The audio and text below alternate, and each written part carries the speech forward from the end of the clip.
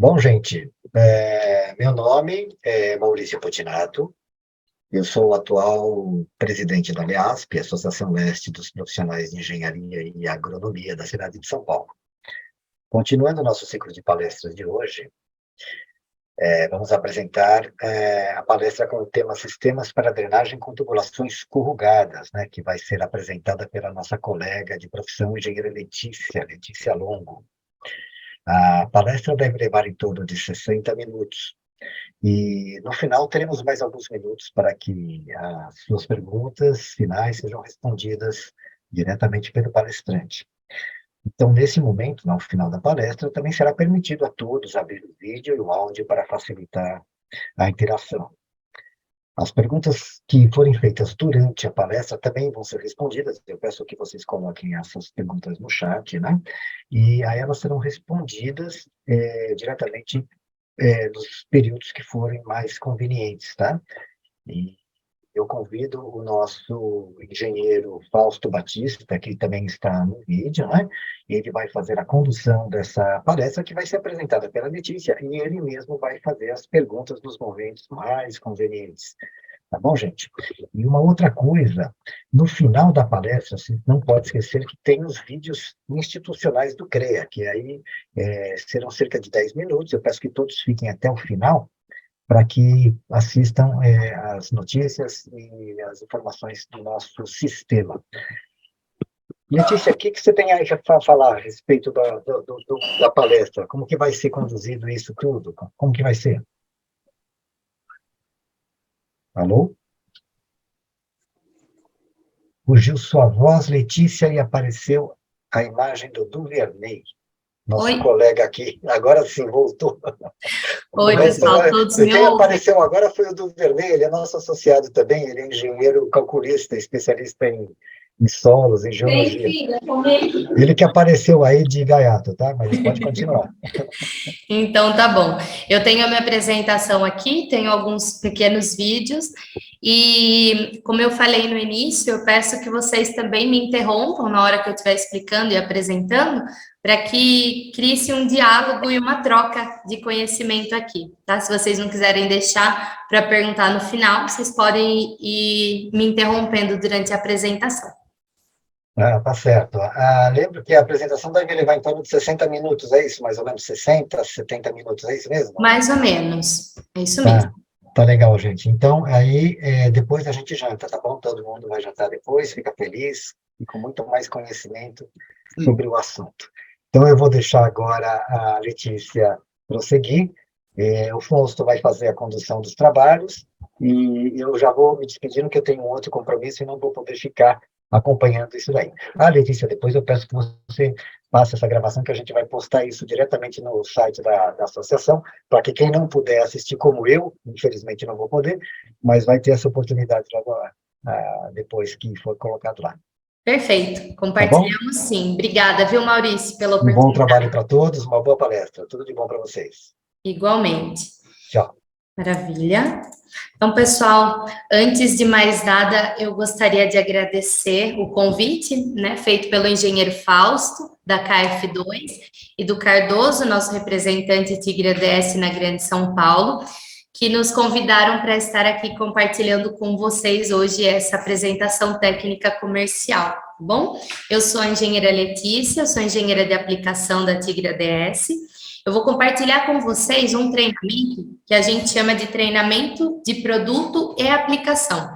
Então, é um treinamento que vai abranger a apresentação dos produtos que nós trabalhamos dentro da ADS Tigre e também a aplicação desses produtos em obra. Então, é um treinamento onde a gente disponibiliza certificação e no final da apresentação eu vou esclarecer para vocês como vai funcionar a questão da certificação. A gente também tem um brinde no final da palestra para quem ficar, para quem participar conosco, tá bom? Então eu vou iniciar apresentando para vocês aqui a empresa. Então, a Tigre ADS, hoje, né, o pessoal usa muito o termo ADS, se referindo aos produtos com os quais a gente trabalha. E, na verdade, a ADS Tigre é o nome da empresa, uma joint venture que pertence ao Grupo Tigre, 50%. Os outros 50% pertencem à ADS dos Estados Unidos. Então, nós somos uma empresa metade americana. Os processos internos, a forma como a gente trabalha, é tudo uma união de processos. Vocês vão entender bem durante a apresentação, durante a palestra, a forma como a gente trabalha é um pouquinho diferente das outras empresas do Grupo Tigre. Vocês estão conseguindo me ouvir? Eu estou ouvindo um pouco de eco na apresentação. Para vocês também está tudo certo? Vocês me avisem se tiver algum problema, tá?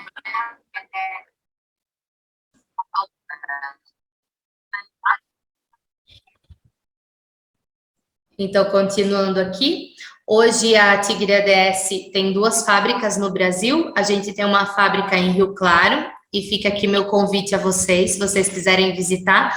Nós temos alguns eventos que acontecem na fábrica, que a gente chama de coffee. São cafés para recepcionar os nossos convidados, e logo em seguida a gente acaba fazendo outros treinamentos. Então, a gente tem treinamento de projeto, a gente tem treinamento de dimensionamento de tanque de retenção, treinamentos que abrangem o tema sustentabilidade, a gente tem treinamentos de saneamento em parceria com outras empresas do Grupo Tigre. Então, esses treinamentos, eles acontecem geralmente todo mês, e a gente divulga as datas nas nossas redes sociais. Então, se vocês quiserem e puderem nos seguir nas redes sociais para ficarem atentos aí às datas. Todos eles são gratuitos e são disponibilizados através de um convite online mesmo, onde vocês podem se cadastrar, igual vocês se cadastraram para assistir essa palestra. A gente tem também centros de distribuição, estamos aí no Chile, temos uma fábrica no Chile, centros de distribuição na Argentina e na Colômbia, e temos uma fábrica aqui em Marechal Deodoro também, que é cópia da nossa fábrica de Rio Claro. Hoje, os produtos que a Tigre ADS fornece são, então, as tubulações de PAD corrugada dupla parede. Então, a gente divide as tubulações em 2 grupos. O grupo de drenagem, que a gente chama de Drain Pro, e o grupo de saneamento, para obras de saneamento que a gente chama de Sani Pro. Tá? Eu vou explicar um pouquinho, daqui a pouco, para vocês, a diferença desses 2 grupos. A gente tem também um material que a gente fabrica a partir da tubulação, que a gente chama de UQA, que é a Unidade de Qualidade de Água.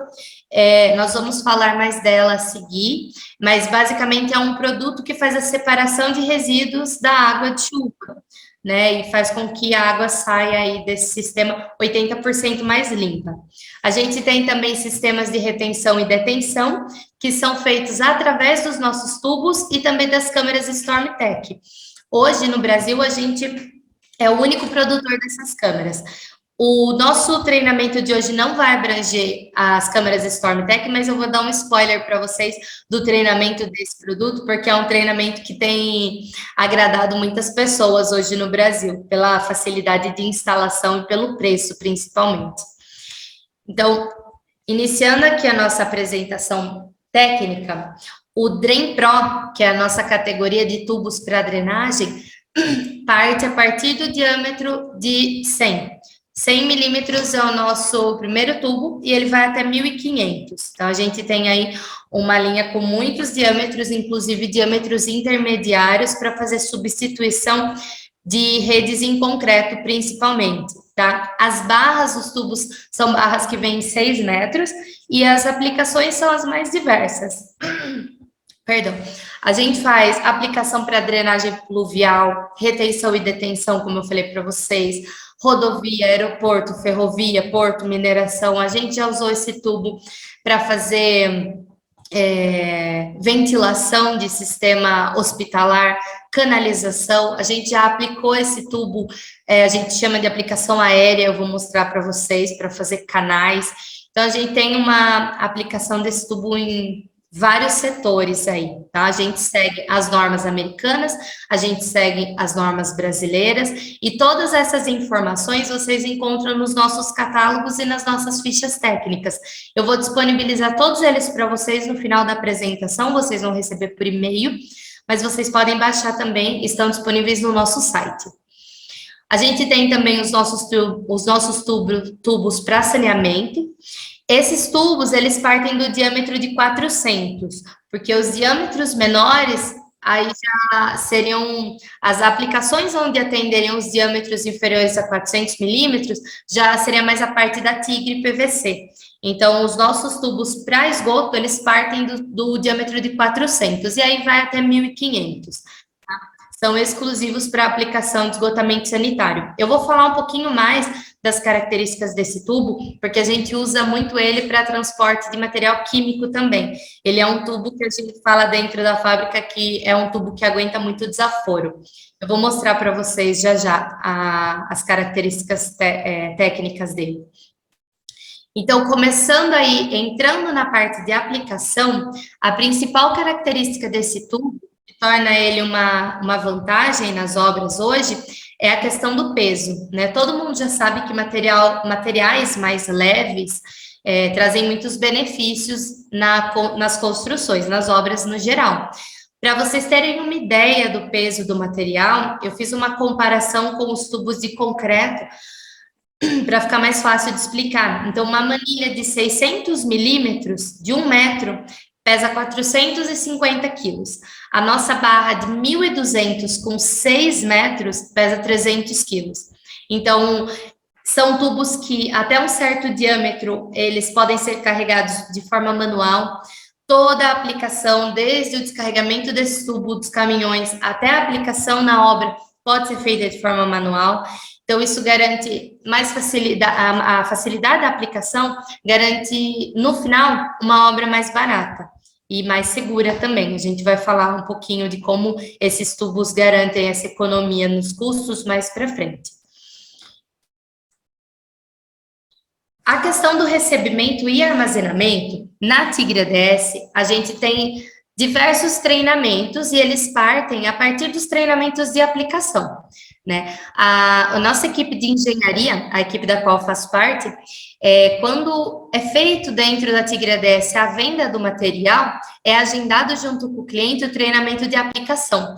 Esse treinamento, a gente vai até a obra e a gente passa um treinamento focado na aplicação para a qual o cliente comprou a tubulação, e a gente treina toda a equipe que vai instalar, desde o projetista até o mestre de obra que vai estar na obra, participa desse treinamento, e esse serviço é feito de forma gratuita.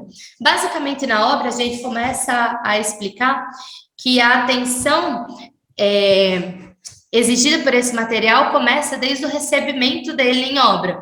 Então, os tubos, eles vêm, né, com a proteção do anel e as cintas na bolsa. E é muito importante que no recebimento da tubulação, você verifique se eles chegam intactos. Verifique a nota fiscal, a quantidade. Pessoal, eu não estou conseguindo. Está travando para vocês a apresentação? Para mim está travando. Será que alguém pode me dar um help aqui? Me falar se está travando para vocês? Trava um pouco às vezes. Oi? Tá normal aqui. Trava um pouquinho, mas aparentemente não estamos sentindo muita diferença aqui na apresentação, não. Ah, maravilha. Vocês vão me avisando, por favor. Eu nunca sei se vocês estão conseguindo me ouvir bem. Vocês me avisem se vocês não estiverem me ouvindo. Então, como eu estava falando, desde o recebimento até o armazenamento da tubulação, a gente faz a instrução na própria obra mesmo.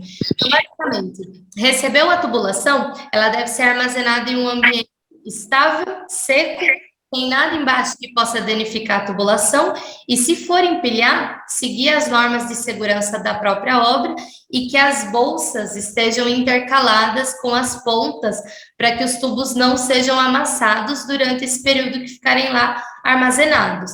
Eles podem ser armazenados do lado do canteiro, sem proteção alguma, porque na composição do tubo a gente tem o negro de fumo. Então, esse negro de fumo impede que o tubo resseque ou perca as resistências que ele tem, que é o que acontece com os tubos de PVC, né? Ele fica quebradiço. Os tubos de PAD não têm esse problema. Então, eles podem ser armazenados em um local exposto, que não vai ter problema nenhum. Tá?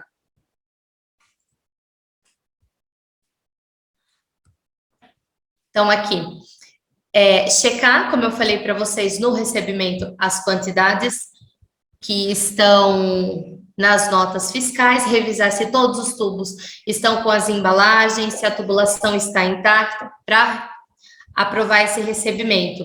Armazenou? Sem problema nenhum, porque as características do tubo permitem que ele seja armazenado em um local exposto. Quais características são essas? Então, assim, eu falei para vocês que o blend que compõe o PAD leva negro de fumo. Esse negro de fumo, ele dá ao tubo algumas características químicas que tornam ele possível de ser aplicado em materiais que variam o pH, que tem uma variação de pH muito grande. Essa tabela que vocês estão vendo aí na tela mostra a variação de pH de um ambiente ao qual o tubo pode ser exposto. Então, a gente tem aí o pH a partir de 1,5 até 14. Por isso que a gente fala que é um tubo que aguenta bastante desaforo, né? Esse tubo, ele também não sofre muito por abrasão. Por isso que na maioria dos projetos a gente fala, na maioria não, né? Em todos os projetos a gente fala que a nossa preocupação é a velocidade máxima, mas nunca a velocidade mínima, porque mesmo que o fluido pare e sedimente alguma coisa ali, a gente não vai ter aquele desgaste fazendo com que o material fique preso ali e chegue a obstruir a tubulação. Isso não vai acontecer, como acontece, por exemplo, nas tubulações de concreto.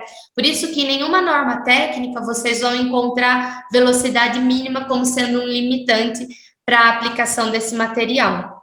Tem a questão do transporte de temperatura também. A gente consegue transportar desde material a menos 40 até 60 graus. A gente tem uma tubulação que transporta material até 80 graus, mas essa tubulação de 60 para cima até 80, ela fica no Chile. Então, aí tem que tomar o cuidado e se programar a questão da entrega. Mas a gente tem. É importante que vocês saibam que essa possibilidade existe, tá bom?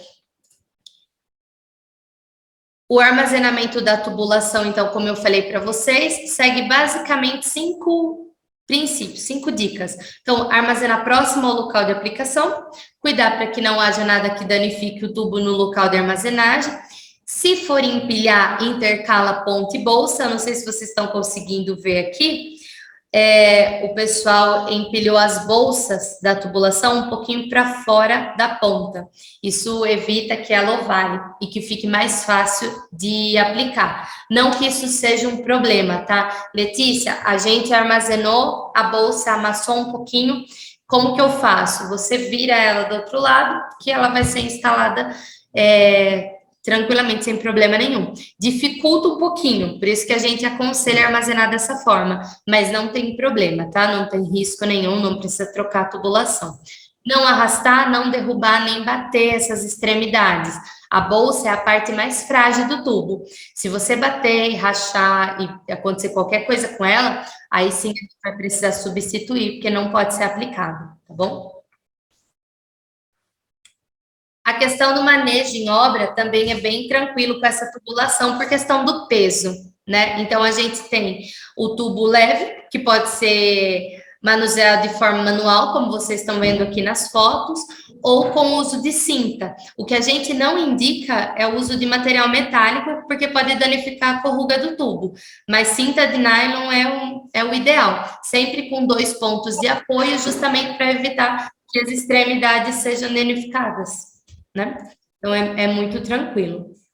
A partir de 600 milímetros, já começa a ser interessante o uso de maquinário, mas até 60 centímetros de diâmetro, pode ser transportado manualmente durante a obra.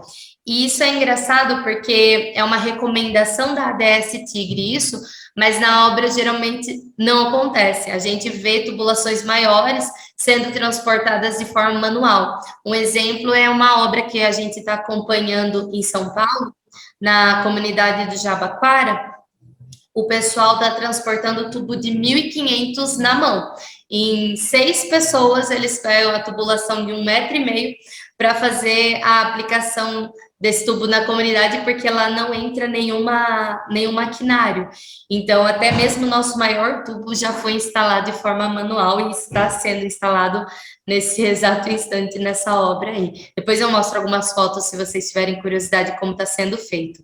Mas é um tubo que traz muita facilidade, como eu falei para vocês. Como que é feito, então, o sistema de conexão desse tubo? Ele é um tubo que é composto por ponta, anel, bolsa e cinta cerâmica. Então, como vocês estão vendo nessa foto aqui do lado, na ponta vem acoplado já de fábrica os anéis e na bolsa também vem aplicado de fábrica a cinta cerâmica. Esse sistema, ele garante hermeticidade na tubulação, estanqueidade, e ele é ativado simplesmente por encaixe. Esse encaixe pode ser manual, pode ser com o uso de algum maquinário, né? Eu vou mostrar para vocês alguns exemplos. Mas, basicamente, você empurra a ponta na bolsa até a marca, depois eu vou mostrar para vocês uma foto, onde mostra que na própria tubulação, você vê certinho onde ela está encaixada. Então, é muito simples executar isso em obra, né? Você pode empurrar ela com um tampão de apoio ou usar uma catraca ou a própria retroescavadeira, por exemplo, para puxar a ponta e fazer esse encaixe. Mas não tem segredo. A pasta lubrificante que a gente indica é a nossa, que a gente vende e já vem no orçamento quando você solicita para os nossos representantes comerciais. Mas se você tiver algum material que não seja óleo nem graxa, você também pode usar, que não tem problema nenhum. Então, lubrificou a ponta, lubrificou a bolsa, fez o encaixe, o tubo está instalado, tá? E o fato dela vir em 6 metros evita muito menos junta se comparado às redes de concreto, que a gente tem, né, uma junta a cada 1 metro, cada 1,5 metros, por exemplo, e dentro da tubulação, ela não tem nenhum dente, então o fluxo corre muito mais, a gente fala que tem muito mais eficiência hidráulica nas tubulações em PAD, não só pelo Manning, por conta da rugosidade do tubo, mas por essa questão de ter menos juntas, né? Aqui a gente vai falar um pouquinho... Oi? Alguém ia perguntar alguma coisa? Não? Mamãe. Aqui a gente vai falar um pouquinho da questão da resistência estrutural da tubulação. Se vocês verem essa foto foi de uma obra que a gente fez com a Rumo em novembro do ano passado, é uma obra bem recente. A Rumo precisava criar uma segunda linha e precisava fazer um transpasse por baixo das linhas durante as atividades. Então, eles não podiam interromper as atividades e a gente tinha que fazer a instalação entre um período e outro, onde o trem não estivesse passando. Então, como vocês estão vendo aí, a gente fez esse transpasse com as linhas em funcionamento. O recobrimento que foi usado aqui foi o recobrimento mínimo e a carga veicular em cima do tubo é absurda. A tubulação, ela é projetada e as nossas recomendações de instalação são pensando em cargas veiculares altas. Então, a gente trabalha com grandes obras, como eu falei para vocês, rodoviário, aeroportos, portos, a gente faz bastante... estacionamento de caminhões carregados, então a gente já fez veículo fora de estrada, a gente considera carga veicular seguindo a norma americana, que nos cálculos admite uma carga veicular de 19 toneladas eixo. Para vocês terem uma ideia, é quase o dobro do que a diária. Não deu calafrio. Pessoal, se vocês puderem, Ari, você está me ouvindo? Se você, estou ouvindo, sim. você consegue fechar o áudio do pessoal? Está dando retorno, eu não consigo. Não, todo mundo que está entrando na sala, que liga, eu já fecho na hora, entendeu? É perfeito. Não está dando tempo de fazer, mas eles sabem que tem que entrar na sala com tudo mutado, né? Sem problema, é que o pessoal comentou aqui nos comentários que estava ouvindo eco, eu imaginei que fosse por isso, mas obrigada, então. Não, maravilha. E esses Pessoal, barulhinhos que tá acontecendo, esses a pessoa que está entrando, está saindo, está voltando, conectando. sem problema, fica tranquilo. Aqui eu estava falando para vocês da questão da resistência estrutural. Muitas vezes, quando a gente recebe um projeto para fazer a conversão do material, a gente recebe, por exemplo, uma linha com tubos em 3. E aí a gente, PA3, PA2 de concreto. E a gente oferece a mesma tubulação em PAD para os dois casos. E o pessoal sempre nos questiona, Letícia, mas e a classe de rigidez da tubulação? Essa tubulação, ela trabalha num sistema onde 50% é classe de rigidez da tubulação e 50% é a qualidade da instalação.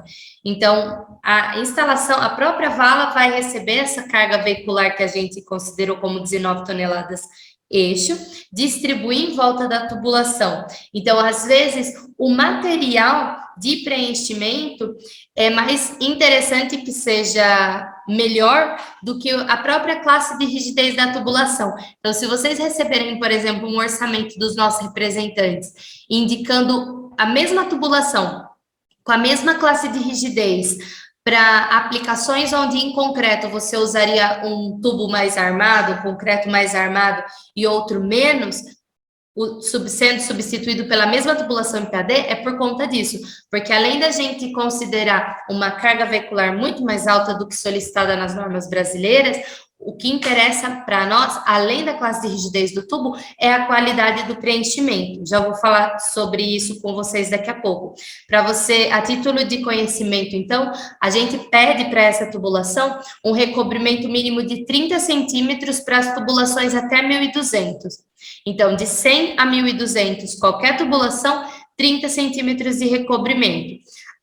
O tubo de 1.500 é o único que a gente pede 60 centímetros de recobrimento. Essa distância, esse recobrimento mínimo, já é levando em consideração essa carga veicular que eu falei para vocês, tá? Nesse caso aqui da Rumo, também só a título de conhecimento para vocês saberem, a gente definiu como 30 centímetros, mas o projetista quis colocar 60 por segurança, então ele que admitiu 60, mas aqui a gente tinha calculado e tinha chegado nos 30, sem problema nenhum. Então, a questão do alinhamento, agora já começando a parte de instalação, é mais para auxiliar, não tem nenhuma facilidade ou vantagem de se instalar o tubo com o alinhamento para cima, diferente do que a maioria das pessoas que compram o tubo e vão instalar pela primeira vez pensam.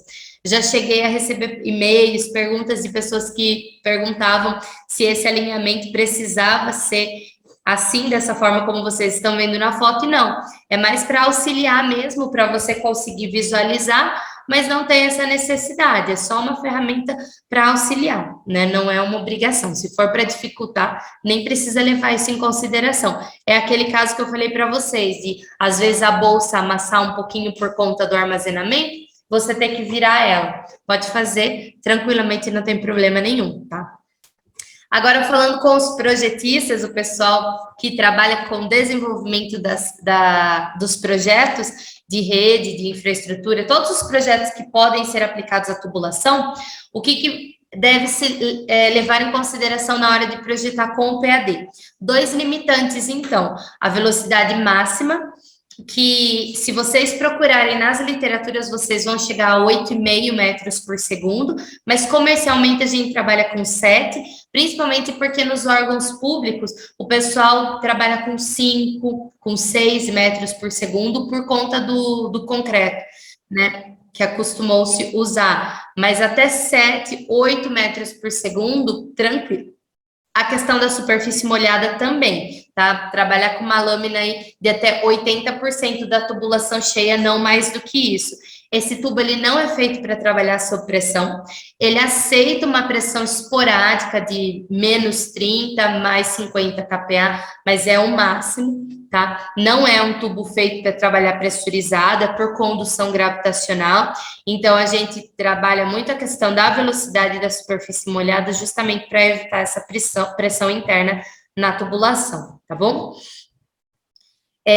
A questão do coeficiente de rugosidade, que vocês estão vendo aqui na tela, o MENI, a gente sempre indica utilizar o 0,10, mas a gente adota dependendo do que a gente recebe como comparação. Então, por exemplo, se eu recebo um projeto onde o projetista usou um MENI de 0,17, 0,16 no concreto, Eu uso o meu mailing do PAD 011, até 012 a gente já chegou a usar. Agora, quando a gente considera 13 no concreto, a gente abaixa para 010, às vezes até 009, 009, que é o do PVC. Porque esse tubo, ele tem o interior liso.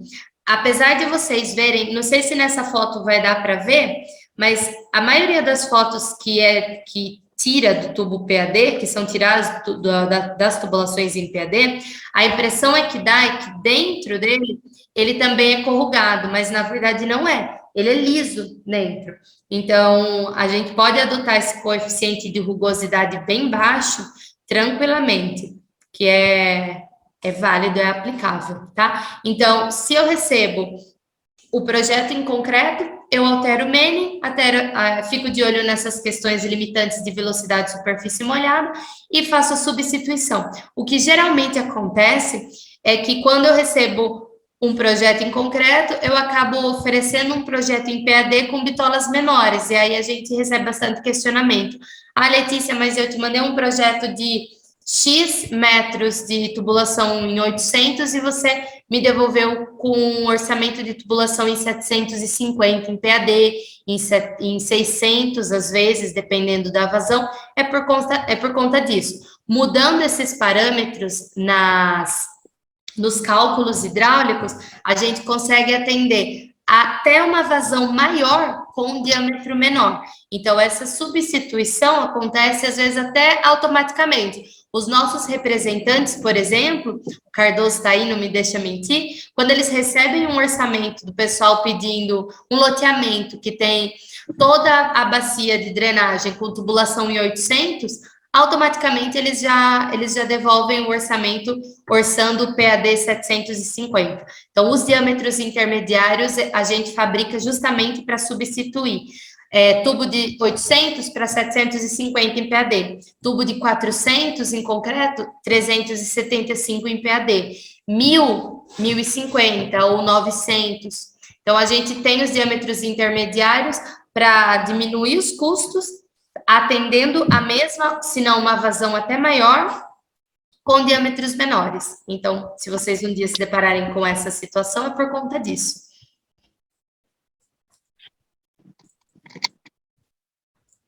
Então, continuando a apresentação, a largura da vala. Então, voltando aqui na aplicação, a gente já definiu o tamanho da tubulação. No próprio tubo, como eu falei para vocês, eu não sei se vocês lembram, eu comentei que na tubulação mesmo, vocês vão encontrar um QR Code do ladinho de cada tubo, onde vocês conseguem acessar o nosso manual de instalação com todas as informações que vocês estão ouvindo aqui. Então, na obra, durante a instalação, se o mestre de obra ficar com alguma dúvida, ele pode escanear o QR Code e já consegue acessar essas informações. Essa tabela que vocês estão vendo na tela também está nesse manual. Então, você tem aqui o diâmetro nominal da tubulação que você está aplicando e embaixo você tem a largura mínima da vala. De praxe, assim, costuma-se falar que deixa-se pelo menos 30 centímetros em cada lado, que é o mínimo que a gente precisa para fazer uma compactação com o sapinho, né, 30 centímetros. Então, esse é o mínimo que a vala tem que ter. Mas aí entra as outras questões. A gente vai falar daqui a pouquinho de material de recobrimento, material de preenchimento. E aí a gente tem as areias, a gente tem a brita, que são materiais autoadensáveis ou que você pode adensar ela hidraulicamente. Então, não precisa dessa compactação manual. Dessa forma, eu consigo diminuir essa abertura de vala? Não, porque essa distância que a gente exige, né, a largura total da vala não tem a ver só com o sistema de compactação, mas também com aquela rigidez estrutural que eu preciso, que a vala também absorva essa carga veicular que eu considerei como sendo admissível acima do tubo. Então, eu preciso dessa largura de parede em volta da tubulação bem compactada, tá? Então, é muito importante que essa largura mínima de vala seja respeitada. Para tubulações em paralelo, ou linhas triplas, por exemplo, como é o caso dessa foto que vocês estão vendo aí, a gente também pede que essa distância seja respeitada entre uma tubulação e outra. O que a gente adota? Metade do diâmetro. Então, sempre uma distância entre uma tubulação e outra é metade do diâmetro, com exceção de tubulações menores que 600 milímetros, porque a gente não pode ter uma distância inferior a 30 centímetros, né? Então, 30 é o mínimo, e daí para cima, metade do diâmetro da tubulação. O Aldemir perguntou aqui se, considerando a limitação da superfície molhada, não é temerário diminuir muito o diâmetro. Sim, Aldemir, a gente tem que tomar muito cuidado com isso. A gente, sempre que faz essa redução de diâmetro, a gente nunca passa das limitações de projeto, que é velocidade máxima, que também pode ser acentuada quando a gente faz essa redução, e a lâmina d'água. Então, isso não acontece. Por exemplo, se o projetista já considerou uma tubulação de 800 com 80% do tubo, né, a lâmina d'água 80%, e eu diminuo isso para 750, eu vou aumentar a minha lâmina d'água, aí eu não faço a redução. Então, eu tenho que tomar muito cuidado com isso. Esses limitantes, eles têm que ser respeitados. Então, nunca ultrapassar 80%, e nunca ultrapassar a velocidade máxima de 7 metros por segundo. A velocidade não é nem tanto pela tubulação, é mais pelos PVs, né? A gente tem aí o uso comum nas obras que a gente faz, o PV de concreto, PV de bloco pré-moldado, PV de tijolinho. Então, esses PVs, eles não aguentam uma velocidade muito alta. Então, também é por causa disso, tá? Mas isso que você falou é muito válido.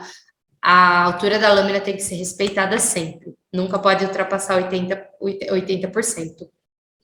A questão da aplicação, então, ela é diferente da aplicação de concreto que se costuma ver. A gente não aconselha fazer esse berço de concreto, tá? O que a gente indica é que a tubulação ela seja aplicada em uma vala estável e seca, né? A gente gosta de indicar nas nossas normas técnicas, tem o desenho lá do berço de areia, porque é mais fácil a aplicação, principalmente para respeitar a declividade do projeto, mas não é necessário, você pode usar até o próprio solo, desde que a tubulação seja acomodada em uma vala estável e seca, tá tudo bem, tá? A gente, na nossa norma técnica, vocês vão ver que quando a gente encontra água no fundo da vala, é importante tratar. Então, a gente faz cada caso é um caso, a gente pede para vocês consultarem a nossa equipe de engenharia da Tigre ADS, mas basicamente a gente faz uma análise se a gente precisa, por exemplo, tratar o fundo da vala com rachão, com outro material, fazer de repente um fundo drenante, alguma coisa, para que a aplicação aconteça na vala seca, tá? Um desvio da água, por exemplo, na aplicação que eu falei para vocês do Jabaquara, onde estão instalando o tubo de 1500, está sendo feita a canalização de um córrego. Então, lá eles estão desviando o fluxo de água o máximo possível até a tubulação ser instalada, porque é muito importante que seja feito com a vala seca. Então, basicamente, o berço, base estável ou uniforme para todo o tubo, material de classe 1, 2, 3, que é o que consta na norma, a gente vai falar desses materiais daqui a pouquinho, e compactado também 90% Proctor normal. Esse é o fundo de vala ideal para aplicação da tubulação em PAD. Colocou o tubo na vala, a conexão é muito simples, como eu comentei com vocês, geralmente a gente faz dessa forma aqui, que vocês estão vendo na terceira imagem. A gente amarra a tubulação sempre à ponta, nunca a bolsa, a gente amarra nas corrugas e o maquinário que tem na obra puxa e faz a conexão. Visualmente, quando o tubo está conectado, igual aqui na terceira imagem vocês conseguem ver, ele é simétrico, tanto na bolsa quanto na conexão depois dela, na ponta aqui. Então, é muito fácil visualizar se o tubo está bem conectado ou não. Nas tubulações maiores, o pessoal costuma entrar para ver, mas hoje a segurança do trabalho não está deixando a gente fazer isso. Então, em cima da tubulação, tem várias formas de você verificar se ele foi bem conectado. A marca que eu mostrei para vocês, de acoplado, essa simetria, depois do encaixe, tá? Tem tudo isso. Então, importante, depois que colocou o tubo, remover a proteção do anel. Então, não é indicado remover essa proteção antes, e sim dentro da vala na hora da aplicação. Então, removeu, limpou, lubrificou, fez um encaixe, sem segredos. Para você fazer esse encaixe quando é de forma manual, você também pode usar uma alavanca, que a gente sempre indica colocar uma proteção na frente da bolsa para não empurrar a própria bolsa. Usar também o que a gente chama de tampão, que ele pode ser fabricado em obra, que é cortar a tubulação, um pedacinho, cortar um pouquinho assim para que ela fique um pouco menor e encaixar esse tampão na bolsa, para você poder empurrar, seja com a retro, com a máquina, seja com a alavanca, sem danificar a bolsa, tá? Também muito simples, ó. Essa é a marca que eu comentei com vocês, que vem em todas as tubulações. Então, a bolsa chegou aqui, o tubo está bem encaixado. Não tem segredo. O tampão, da mesma forma que você corta a tubulação em obra, ele também é feito cortando na corruga menor. Entre uma corruga, entre a corruga externa e o interno liso da tubulação, ele tem vácuo. Então, para facilitar o corte, a gente sempre indica que seja feito na corruga, na corruga menor aqui, tá? Quando o tubo chegar nos PVs, a conexão tubo e PV, ela pode ser feita sem segredo, tá? A gente sempre indica que seja feito de tal forma que você fique com uma corruga, igual vocês estão vendo nessa foto aqui, passando para dentro do PV para formar como se fosse um suporte e receber essa argamassa que você vai usar para fechar essa tubulação. Essa argamassa, ela tem que ser caprichada para que no PV também tenha-se garantido a hermeticidade, a estanquidade da tubulação, tá? Se for um caso onde você não puder correr o risco de que essa argamassa, de que esse trabalho de conexão não seja bem feito, a gente tem também um item que a gente chama na Tigre DS de water stop. É um anel que vai conectado entre as corrugas e no concreto. Então, ele faz essa vedação, e aí você não fica na mão desse trabalho que deve ser bem feito com a argamassa, tá? Até hoje, nunca acompanhei nenhuma obra de drenagem que tivesse o uso do water stop. Geralmente, ele é usado em obras de saneamento, que não pode haver chances de vazamento, mas em drenagem nunca aconteceu, tá? O pessoal costuma fazer com argamassa e tem dado certo. Se a gente comparar com o que geralmente é feito nas tubulações em concreto de junta seca, que a cada junta a gente tem que fazer esse trabalho de argamassa, a gente está na vantagem de fazer a cada 6 metros na instalação de um tubo. Aqui também, sustentabilidade é um pilar que a gente leva muito a sério dentro da Tigre DS, e a gente sempre fala que a bolsa, ela não pode receber essa argamassa, ela não tem aderência para receber essa argamassa. Então, quando você chegar com a tubulação no PV, você vai ter que cortar a bolsa fora.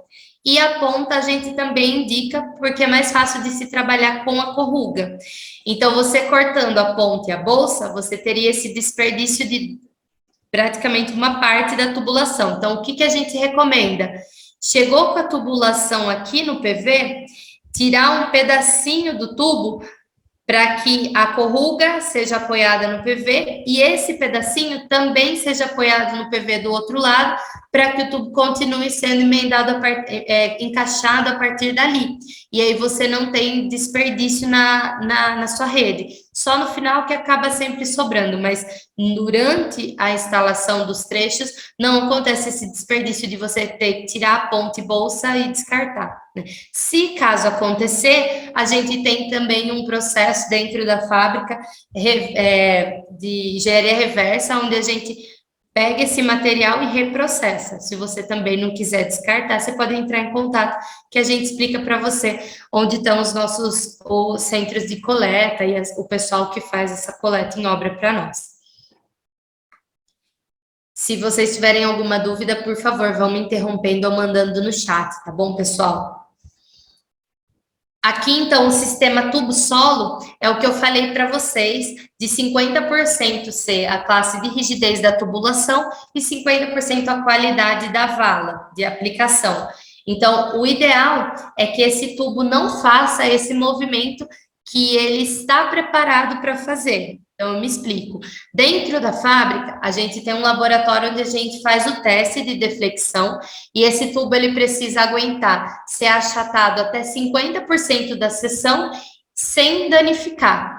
Então, esse teste a gente faz dentro da fábrica, porém não é ideal que aconteça isso em obra, porque eu não sei se vocês lembram no início, eu comentei com vocês que o recobrimento mínimo é 30 centímetros. 30 centímetros, eu posso considerar dentro desses 30 centímetros a base e a subbase do meu pavimento. Se eu tenho um pavimento rígido e eu tenho na obra um tubo que faz esse movimento, achata de 7 ou mais que 5% do diâmetro dele, eu acabo com o meu pavimento rígido de cima com esse recobrimento mínimo. Então, apesar do tubo admitir de se isso acontecer não prejudicar a tubulação, não é ideal que isso aconteça. E para eu impedir que isso aconteça, eu preciso confinar esse tubo dentro dessas paredes da vala que devem ser aplicadas em camadas, sempre compactadas e que impeçam esse movimento. Também para impedir esse movimento, a gente coloca essa cinta na bolsa, justamente com essa finalidade. Tá? Então, a aplicação é muitíssimo importante nesse sistema tubo-solo. Quando eu falo para vocês que o material de envoltória tem que seguir uma das 3 classes admissíveis, eu estou falando desses materiais aqui. Então, a gente tem a classe 1, que são todas as pedras, rocha triturada, que vão aí de 20 milímetros a 40 milímetros. A Letícia é brita 1, brita 2, brita... A gente não passa essa classificação, porque varia muito de região para região. Então, a gente já notou diferença na granulometria das britas que a gente compra no Nordeste e no Sul, por exemplo, do país. Então, a gente passa essa especificação que não tem erro. De 20 a 40 milímetros, a gente considera classe 1, são materiais nobres, autoadensáveis, que você consegue aplicar simplesmente depositando. Não precisa ter aquele trabalho de ir compactando de camada em camada. O ideal é que ela seja acomodada bem, mas eu não tenho essa necessidade de atingir o grau de compactação X, porque a brita ela vai atingir de qualquer forma, tá? Então, nos melhores dos casos, as aplicações com brita não tem erro.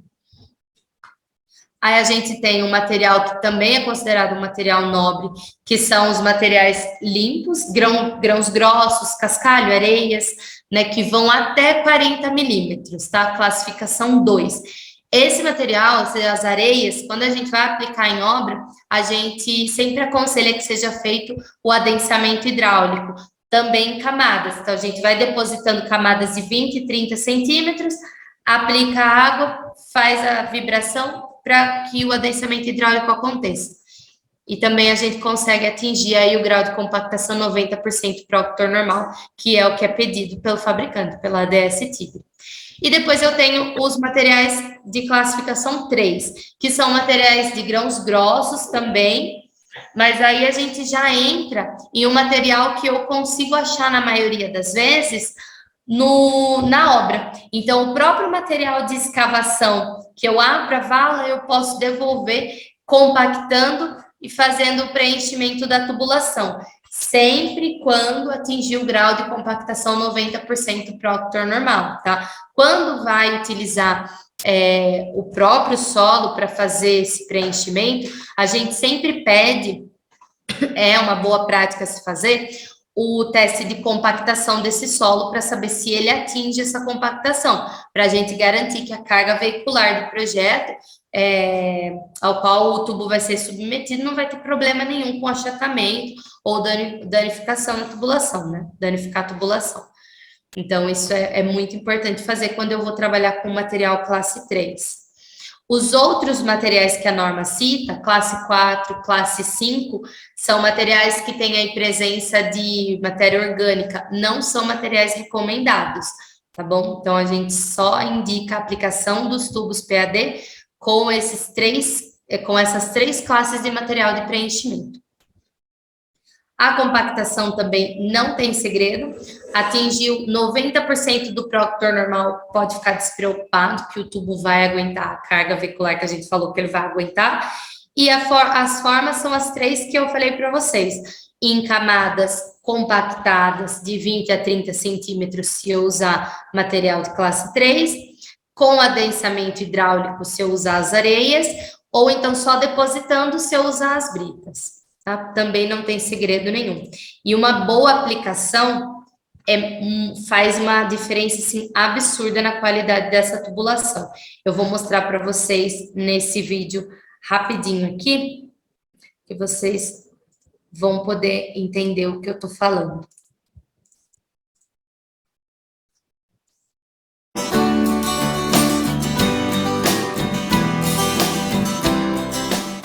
Olá pessoal, sou Eduardo Reis, gerente de produto e aplicação da Tigra DS, e hoje conosco também Gabriel Neto, gerente regional de vendas, e hoje iremos comprovar a importância da compactação em tubos flexíveis.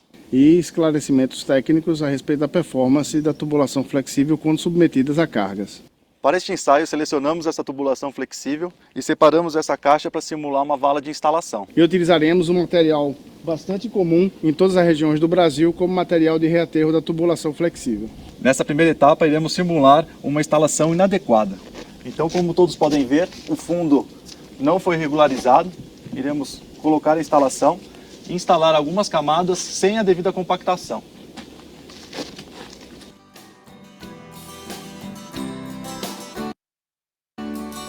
Então o material está simplesmente jogado. Parece que está sendo realizada uma boa instalação, com material de boa qualidade.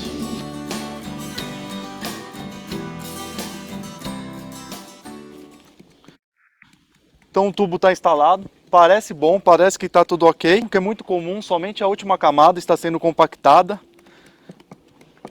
Que é muito comum em algumas instalações, mas as camadas próximas à tubulação não foram compactadas. Então parece que está ok, parece bom, mas quando adiciona um pouco mais de carga,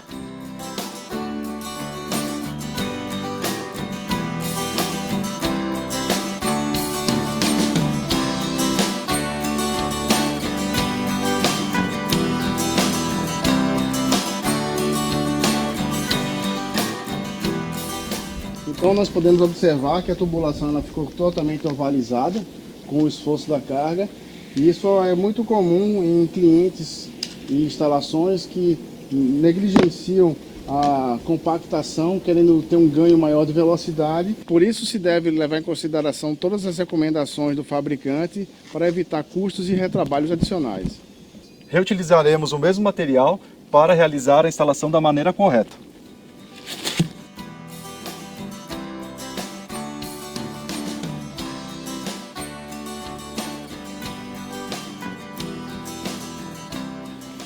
Então, como pode ser observado anteriormente, a instalação inadequada rompeu a tubulação foi danificada e agora faremos a compactação da maneira correta, utilizando uma tubulação flexível idêntica à que foi utilizada na primeira instalação inadequada. Então nessa primeira etapa iremos compactar a base. Então agora iremos instalar a tubulação,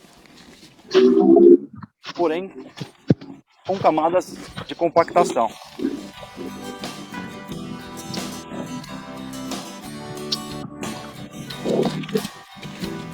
Sempre importante compactar em camadas de 20 a 30 centímetros. garantir uma compactação de no mínimo 90 de prócto normal.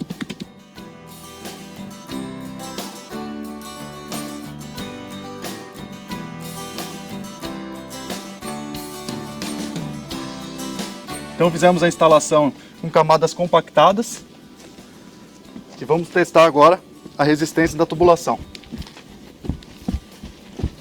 Então o mesmo tipo de solo, o mesmo tubo, porém a resistência do sistema tubo-solo é muito maior.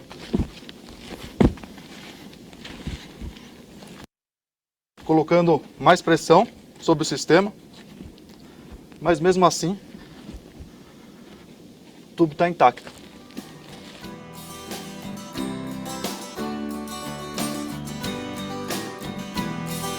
Então, como vocês podem ver, a tubulação está intacta. Já a tubulação com a instalação inadequada, ela foi rompida. Agradecemos sua atenção e gostaria de lembrar que a Tigre ADS possui uma equipe técnica em todo o território nacional que pode auxiliá-lo em eventuais dúvidas ou acompanhá-lo na sua instalação. Então, é basicamente isso que eu falei para vocês. O tubo ele depende 50% de uma boa instalação para a gente conseguir atender aí as demandas de projeto quanto às cargas de aplicação. Então, não tem segredo. Berço, preenchimento lateral, preenchimento inicial, fazendo esse quadrado em volta do tubo. Esse preenchimento inicial vai até 15 centímetros acima da geratriz superior e depois já pode mudar o material para fazer o preenchimento final. Esse desenho em volta da tubulação que eu falei para vocês, esse quadrado em volta da tubulação, deve ser composto do mesmo material, tá? Então, o preenchimento inicial, o preenchimento lateral tem que ser feito com o mesmo material. Depois pode ser com o material que vocês tiverem em obra mesmo, incluindo as bases e subbases dos pavimentos. Aí ele vai ficar assim, então, os 15 centímetros do mesmo material da envoltório, depois o recobrimento final com o material que vocês tiverem em obra. 30 centímetros é o recobrimento mínimo para tubulação até 1.200 e 60 para tubulação até 1.500, para atender essa carga que a gente comentou, essa carga veicular de 19 toneladas eixo. A gente falou de recobrimento mínimo, mas a Tigre ADS também trabalha com recobrimento em máximos. A gente tem para a classe 1, né, materiais de recobrimento classe 1, são as britas, até 11 disponível nas nossas tabelas e nas nossas fichas técnicas. Acima do que vocês estão vendo aqui, a gente pede para consultar nossa equipe de engenharia. A gente já fez uma instalação de tubulação que estava a 23 metros de recobrimento, e está lá até hoje sem problema nenhum. Então, existe, a gente faz, é possível, mas aí a gente pede para avaliar o projeto caso a caso, porque daí a gente faz uma análise mais aprofundada no solo da região, como que está lençol freático e etc. A linha de montagem é muito, muito importante. O que seria essa linha de montagem? A gente sempre fala que existe aquele tempo em que o instalador está se adaptando com a tubulação, mas depois que ele pega o jeito, ele vai instalando tubo atrás de tubo.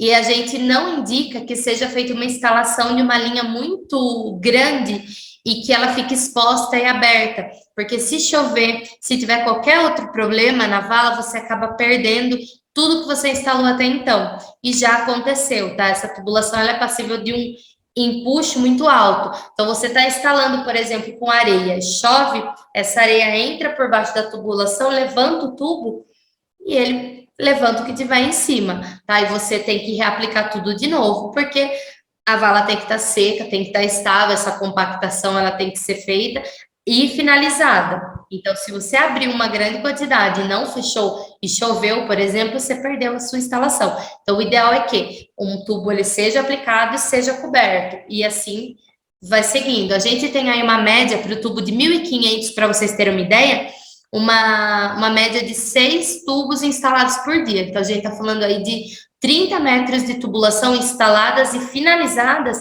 por dia. Já é uma velocidade, assim, quase 1/3 do que você gastaria com uma tubulação em concreto, por exemplo. Então, não tem essa necessidade de abrir uma vala enorme e instalar uma quantidade. Abrindo e fechando também garante uma velocidade muito considerável para as tubulações em PAD.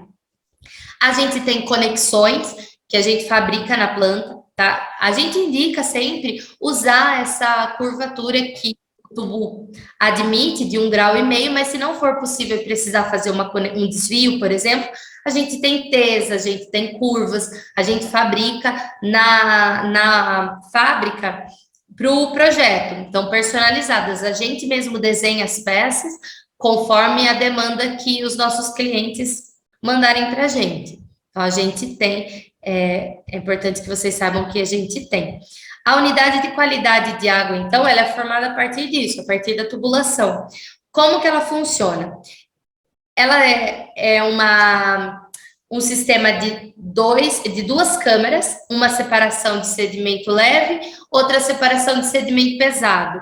Então, no primeiro estágio, para que vocês entendam, eu tenho um esquema dela aberto aqui, mas ela basicamente substitui aquelas caixas de areia de antigamente, só que agora com um sistema de bypass, né, que permite a ressuspensão do material e evita que todo o fluxo entre na tubulação e leve o que já foi separado no fluxo anterior. Eu não sei por que não está aparecendo para vocês, mas internamente, acho que aqui dá para vocês entenderem, ó.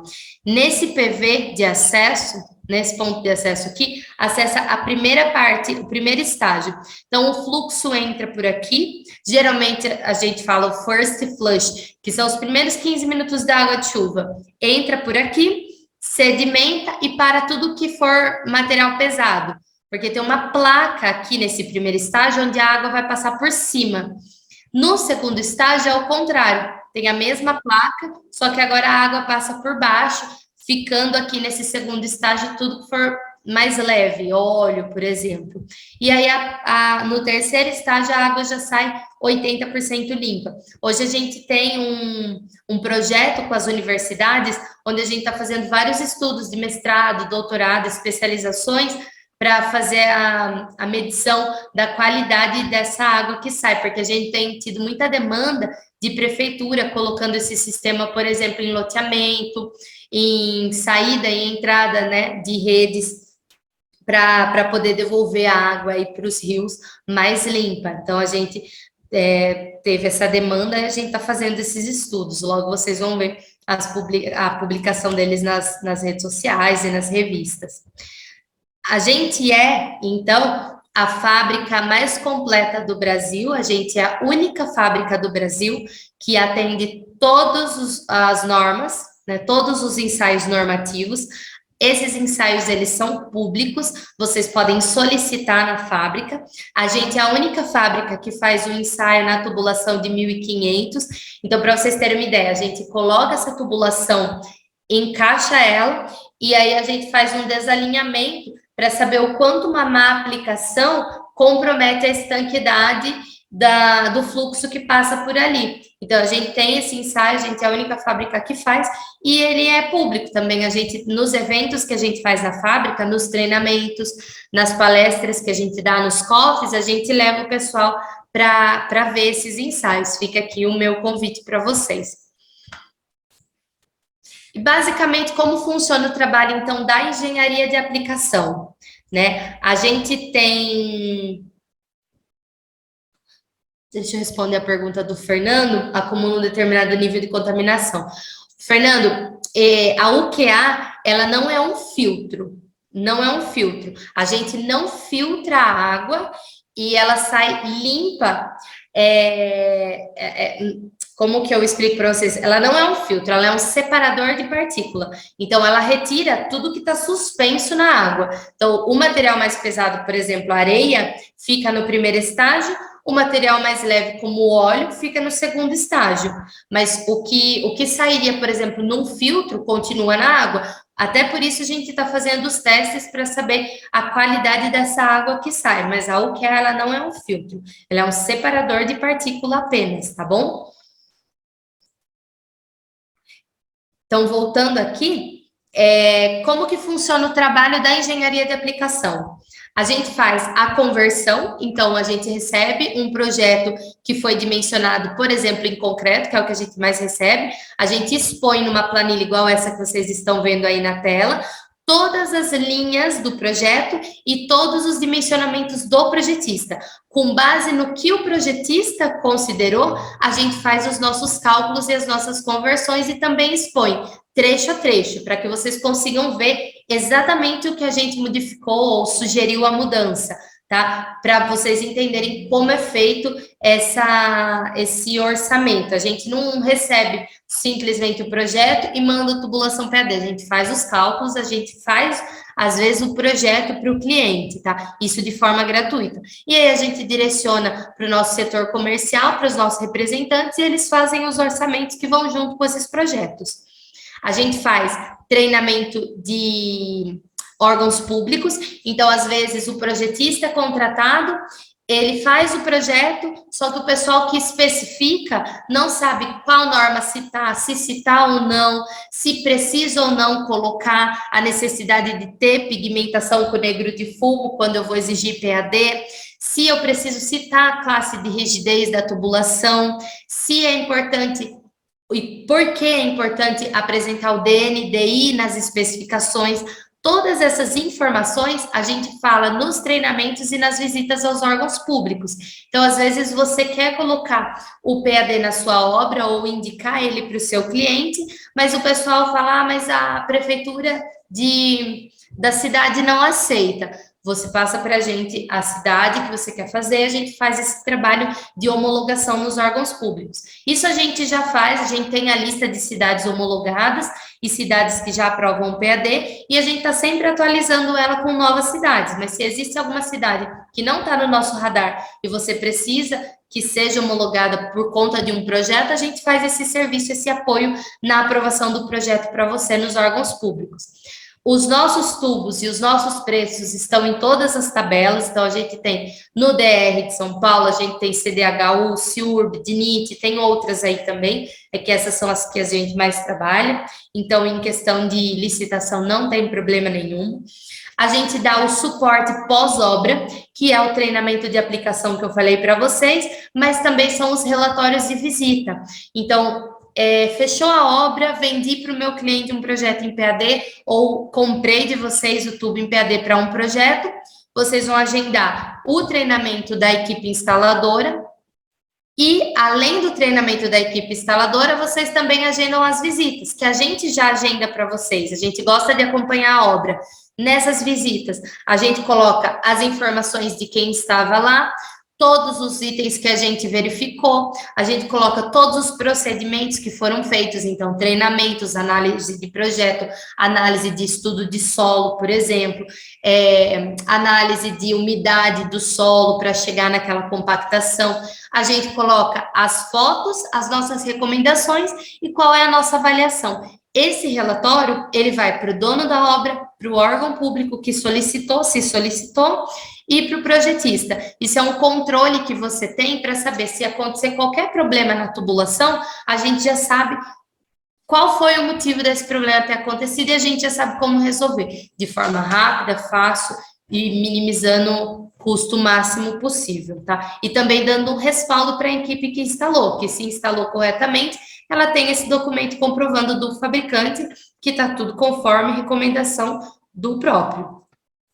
E esses são alguns exemplos para vocês entenderem um pouquinho também desse nosso trabalho aqui no estado de São Paulo. A gente faz a aplicação de vários tipos de projeto, como eu falei para vocês. Esse aqui foi uma usina que a gente fez transporte de material quente e químico, 60 graus aqui, tranquilamente. Drenagem pluvial a gente faz muito e a gente tem todos os nossos tubos e peças em CAD e em BIM, e a gente fornece de forma gratuita para os projetistas, e também nos nossos treinamentos de projeto. Drenagem esportiva a gente faz muito, a gente usa o QA muito em drenagem esportiva, obra de canais com o tubo exposto, que é o que a gente chama de aplicação aérea. E esses aqui são alguns exemplos de como a Tigre ADS trabalha com os órgãos públicos e com os nossos clientes finais. Então, por exemplo, Mogi das Cruzes tinha esse problema dessa tubulação passando dentro das casas, que deu um vazamento, e aí o pessoal começou a processar a prefeitura, e eles precisavam resolver. A gente foi até lá, sem custo nenhum, fez análise de vazão, demanda do projeto, e a gente indicou para eles fazerem a aplicação da tubulação em PAD dentro dessa mini galeria, fazer aplicação de material injetável em volta, né, para tapar os vazios, e funcionou, tá lá. Essa obra aqui foi até engraçado que a gente fez, o pessoal, eles tinham uma tubulação em PAD de outro fabricante, não era Tigre, que estava lá de uma licitação que tinha sido feita há uns anos atrás. A gente viu que tinha negro de fumo na composição do PAD, pode usar, porque mesmo que ficou exposto, ele ainda estava ali dentro do tempo de uso depois de exposto. Então, eles usaram o mesmo material. Então, a gente não vendeu tubulação nessa obra aqui, a gente fez a visita, a gente fez a análise do projeto sem custo nenhum. Então, esse suporte técnico que a equipe de engenharia da Tigre faz de forma gratuita, ela não precisa estar linkada necessariamente a uma venda. Então, você não precisa ter tubos para comprar para usufruir desse nosso suporte. Você pode fazer os treinamentos, você pode enviar projetos que você está orçando ou você está projetando para a gente dar alguma ajuda, dar algum palpite, sem precisar se sentir mal por não ter uma venda linkada a esse suporte, sem problema algum, tá? A gente trabalha dessa forma. Esse aqui foi o SEMAI São José do Rio Preto, está acontecendo nos nossos maiores cases de sucesso. A gente está fazendo a tubulação de esgoto com o tubo de 1.500. Essa mudança do tubo de concreto para o tubo em PAD fez com que a cidade atendesse o dobro da população, que o dobro da população tivesse acesso a esgoto. Então, às vezes, uma mudança mínima no projeto faz uma diferença danada no final das contas, né?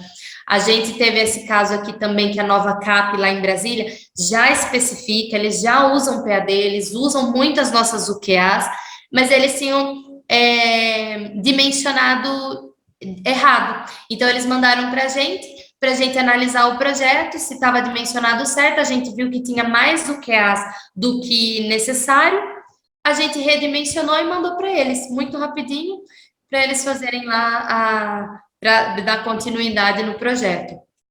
Em Mogi das Cruzes, de novo, o pessoal agora chama a gente sempre para qualquer problema que tiver na cidade. Esse caso aí foi um problema de inundação nessa rua, não tinha o que fazer, porque embaixo dessa via aí onde tinha essa inundação, passava uma tubulação de esgoto, não podia ser nada muito profundo. A gente aplicou a tubulação em PAD ali, rente, no cantinho da rua, tubos de 250, se eu não me engano, quase com declividade praticamente zero, atendeu, não tem mais problema de inundação nessa rua aí. E esse aqui foi um dos nossos maiores cases de sucesso, também é um spoiler para o treinamento de StormTech, se vocês têm interesse. Esse tanque da MRV, ele já era nosso, a gente já tinha vendido, eles iam substituir aqueles tanques de retenção de concreto pelos tanques em tubulação PAD. Já era nosso, 180 mil. Internamente, a gente decidiu avaliar se fazendo em StormTech ele não sairia mais barato para o cliente. A gente chegou num valor de 150, com as câmeras SC740.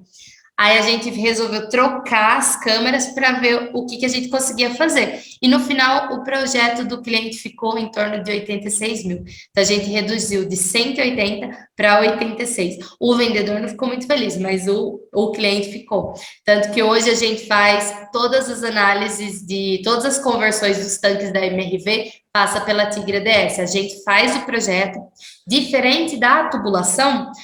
Esse material aqui, o StormTech, a gente desenvolve o projeto do zero.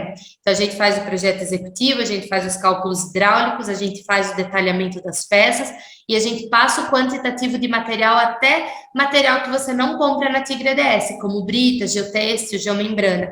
Então, a gente faz o nosso setor de engenharia faz o projeto para vocês de forma gratuita.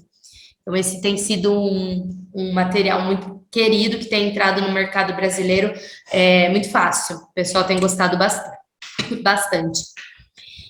Drenagem, então, a gente fez a Vila Militar do Exército.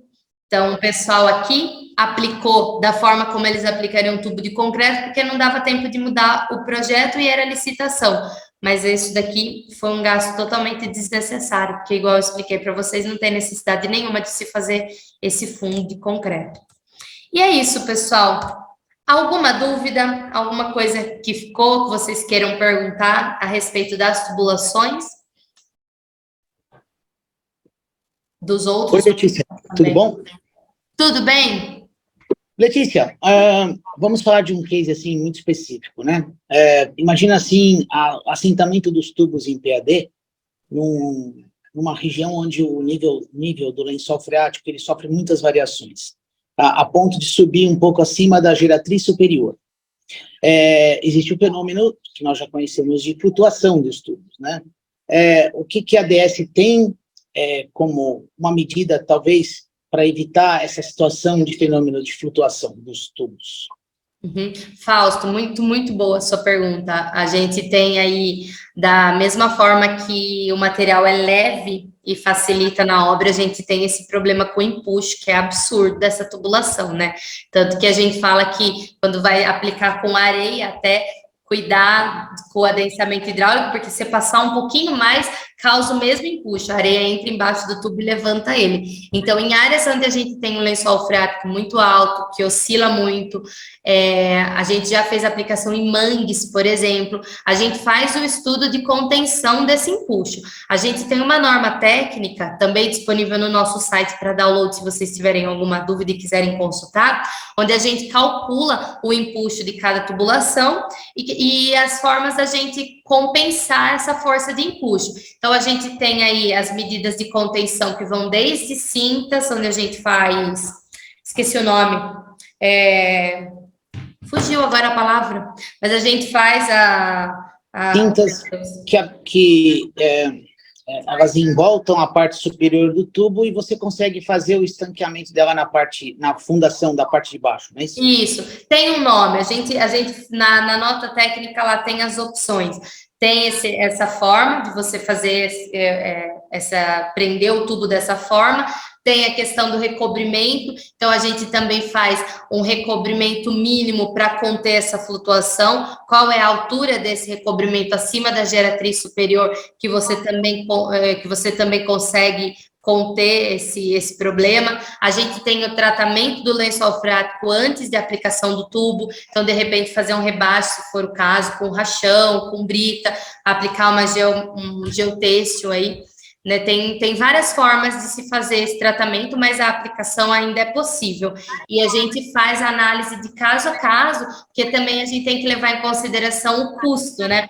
Às vezes o cliente está buscando muita agilidade e não se importa tanto com o custo. A gente usa um material um pouco mais caro, mas mais fácil de se trabalhar. Ou não, o cliente geralmente não tem tanto problema com o tempo, mas ele tem uma limitação aí com o recurso financeiro. Aí a gente precisa fazer uma análise bem específica do que o cliente quer, do que ele pode fazer e também do projeto, e aí entra a questão do empuxo, dependendo também de cada tubulação, para a gente indicar a melhor forma de dar andamento na obra. Mas é aplicável, tá?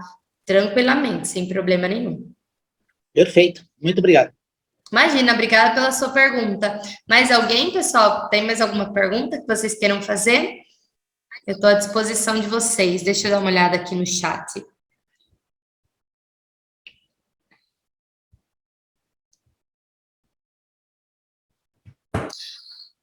Eduardo, a substituição do PAD, além das vantagens, o ganho no preço é substancial? Sim, a gente faz uma análise que eu particularmente gosto muito, porque ela é bem completa, onde a gente calcula todos os gastos que o cliente deixa de ter quando ele troca um material pelo outro. Por exemplo, no StormTech, esse ganho é direto. A câmara StormTech é mais barata do que qualquer sistema de retenção que você for fazer na sua obra, inclusive as bacias a céu aberto. Sabe quando você vai fazer um loteamento, aí você faz aquelas bacias, porque você tem que fazer o sistema de retenção? Inclusive dessas bacias a gente já tem um material mais barato. Então, o sistema de retenção, lei das piscininhas, já é mais barato de cara. Agora, na tubulação, o tubo de PAD ele é mais caro que o tubo de concreto, mesmo que a gente calcule 6 manilhas de concreto para um tubo em PAD. O valor do metro quadrado, do metro linear ainda é mais caro. Então, o que a gente ganha é na redução com a aplicação do tubo. Então, a gente tem ganhos indiretos, como necessidade de maquinário, quando a gente tem a instalação de tubos menores. Por exemplo, se você vai instalar um tubo de 300 milímetros, de 400 milímetros, de 500 milímetros, em concreto você já precisa de máquina. Em PAD você não precisa, você pode instalar de forma manual. Tem a questão de escavação, que você calcula o custo da mão de obra terceirizada por metro cúbico de terra movimentado. Como o recobrimento é menor, você tem uma vala mais rasa, menos movimentação de terra, menos bota fora, menos custo com mão de obra para fazer essa escavação, esse reaterro. Então, a gente tem aí um estudo que a gente calcula até a marmita do cara, que vai ficar aí 3 meses a mais na sua obra se você instalar com concreto do que se você instalar com PAD. E a gente trabalha ainda com uma folga bem considerável, porque, por exemplo, se você tem uma obra de 1 ano para instalar em concreto, a gente sempre fala, pode considerar pelo menos a metade em PAD, porque nas contas a gente instala com 1/3 de tempo. Então, se você instalaria em 1 ano, 12 meses, em 4 em PAD você já deveria estar com a sua obra pronta. Mas aí a gente tem toda aquela questão de chuva, tem a questão de adaptação da mão de obra. Então, a gente trabalha com metade do tempo, que já é uma boa folga. Então, todas essas mudanças que acontecem por conta da troca de material fazem com que você reduza o seu custo na obra como um todo, tá? E esse estudo a gente faz com o cliente. Então, tanto com o cliente final, que chega com a gente com um projeto pronto. Então, Letícia, ó, meu projetista me mandou o projeto em concreto, eu quero usar PAD. Toma o projeto, se vira, aí eu faço a conversão, ou o próprio projetista. Letícia, um cliente me contratou, ele pagou por um projeto em concreto, eu não vou fazer em PAD para ele de graça. Então, você dá para a Tigredes que a gente faz. Aí você entrega para o cliente o concreto que ele pediu e uma opção em PAD, que é um bônus para ele, caso ele queira reduzir o custo da obra dele. E isso a gente faz num tempo, assim, de 2 dias úteis, tá? Então, é bem rápido. Então, Alex, entreguei hoje, consigo... dá tempo ainda de mudar o material? Dá. Nosso prazo dentro da Tigredes é um prazo bem curto, a gente trabalha bastante para conseguir entregar, é muito importante para a gente entregar dentro desses prazos, e a gente faz com que aconteça. Então, a gente sempre fala, testa os nossos serviços, testa o suporte técnico, testa os prazos de entrega de projeto, testa orçamento, testa, que aí vocês vão ver como que a nossa equipe de engenharia trabalha. Vai ser um prazer atender vocês, tá bom? A classe de rigidez é a característica que define a capacidade mecânica de resistência à deflexão? Não. A classe de rigidez é, por exemplo, quando você tem uma tubulação de concreto, PA2, ou um concreto mais armado, PA3, PA4. Essa classe de rigidez também existe no PAD. Então, a gente tem um tubo SN2, que resiste aí 2 kN por metro, SN4, 4 kN por metro, SN6, 6 kN por metro. Por isso, quando a gente fala que o tubo ele pode ser aplicado a uma carga veicular de 19 toneladas eixo, a gente não está falando o quanto o tubo em si resiste, mas o sistema tubo-solo resiste. Por isso que a gente une a classe de rigidez do material com a qualidade e a classificação do material de envoltória da vala, tá? É assim que a classe de rigidez da tubulação funciona. E a gente também dá suporte para escolher a melhor classe de rigidez, dependendo da aplicação que você vai fazer. Tá bom? Pessoal, passei muito do meu tempo, mas se alguém tiver alguma dúvida, por favor, fale para eu responder, senão eu já vou encerrar a minha parte, tá bom? Letícia? Oi? Oi, Emílio, tudo bem? Emílio, tudo bem? E você? Muito obrigada, viu? Quando acontece um dano na parede desse tubo, como é que faz o reparo? Ótima pergunta. A gente tem um treinamento de reparos também, se vocês quiserem, é muito interessante, mas é um tubo que ele pode ser reparado de diversas formas. O reparo mais fácil, né, mais rápido, mais simples, é cortando a parte que foi danificada e fazendo ali um PV. Letícia, não tem como fazer PV. A gente consegue reparar com a abraçadeira, a gente tem uma abraçadeira que a gente pode colocar em cima onde foi danificado. A gente tem um material chamado Marmac, que é como uma manta asfáltica com um enforca-gato, basicamente, que a gente também coloca em cima e faz o reparo. A gente pode fazer colar de concreto em volta dessa tubulação, também é uma forma de reparar. A gente tem conexão de parceiros nossos, caso o dano não tenha sido muito grande. Se for um dano pequenininho, a gente pode reparar com solda, feita na própria obra mesmo. Então, opções de reparo existem muitas, depende aí também do prazo que o cliente tem, da pressa dele, depende do quanto ele quer gastar e também depende de como a tubulação está. Se for um dano causado numa tubulação enterrada, por exemplo, de repente um colar de concreto sairia mais barato do que eu retirar essa tubulação e substituir ou colocar uma outra peça ali ou mesmo fazer um PV. Então, também a escolha para o tipo de reparo que a gente pode fazer na tubulação de PAD depende de onde está essa tubulação. Se ela já está enterrada, aplicada, ou se foi danificado, por exemplo, durante a instalação. Bacana. Obrigado. Imagina, eu que agradeço a sua pergunta. Mais alguma dúvida, pessoal? Muito bem. Eu vou deixar para vocês, então, no final, se vocês puderem, quem estava aqui e não fez o cadastro no link que a gente enviou para a palestra, eu vou pedir para vocês que vocês façam, porque através desse cadastro a gente vai fazer o sorteio do brinde, a gente vai sortear uma caixinha de som. Eu tenho até ela aqui. Você consegue pegar ali para mim, Lucas, por favor, para eu mostrar para eles? O brinde que a gente vai sortear para todo mundo que tá nessa palestra, tá? A gente vai sortear essa JBL aqui. Oh, meu Deus, acho que eu não vou conseguir mostrar para vocês por conta do fundo. Mas não sei se vocês estão conseguindo, vocês não vão conseguir ver, né? Eu vou mostrar para vocês já.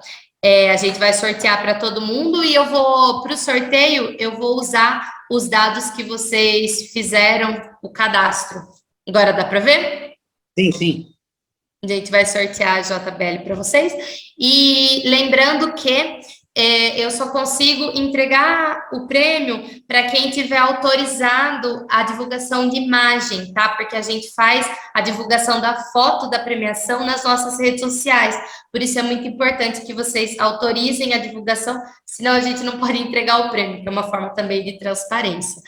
E outra coisa que eu ia falar para vocês, a gente vai enviar o certificado dessa palestra no e-mail de vocês, junto, eu vou mandar para vocês as normas técnicas que eu citei aqui, os nossos catálogos, o contato do nosso representante comercial que atende a região de vocês e as datas dos eventos na fábrica, caso vocês queiram participar dos próximos treinamentos e eventos que a gente faz lá. Lembrando que para todos que estão aqui é gratuito. Tá bom?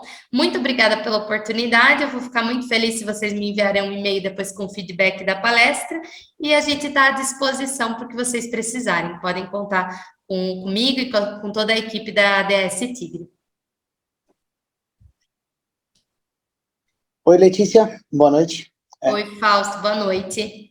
Então, primeiramente, em nome da Aleasp, eu gostaria de agradecer muito a palestra, né? Mais do que interessante, ela foi enriquecedora, muito didática, parabéns, né? Queria também mandar um abraço aí para o Cardoso, que foi quem nos apresentou, né? E eu conheço o Cardoso há muitos anos, né?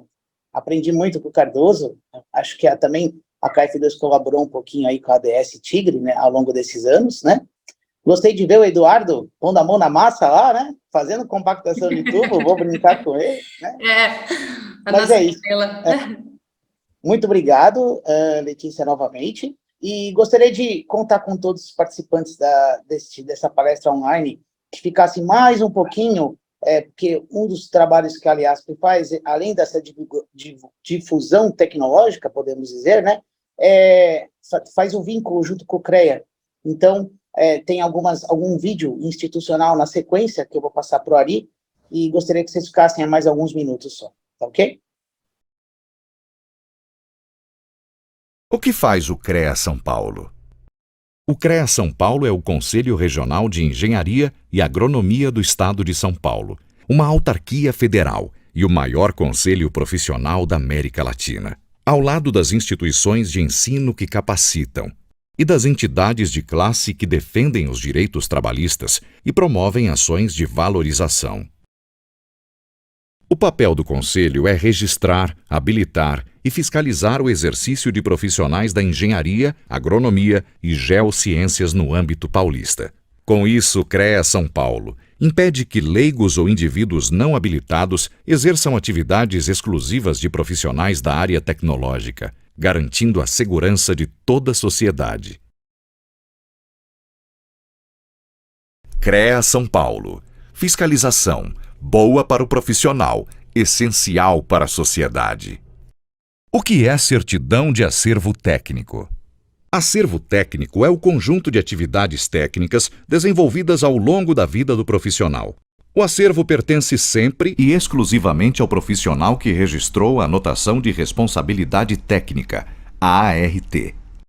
A certidão de acervo técnico, conhecida como CAT, é o documento que certifica as atividades registradas no acervo técnico e comprova a experiência do profissional ao longo do exercício de suas realizações. A CAT é imprescindível para a participação em licitações e concursos públicos nas áreas da engenharia, agronomia e geociências.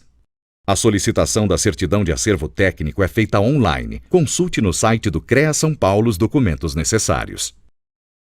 CREA São Paulo. Fiscalização. Boa para o profissional, essencial para a sociedade.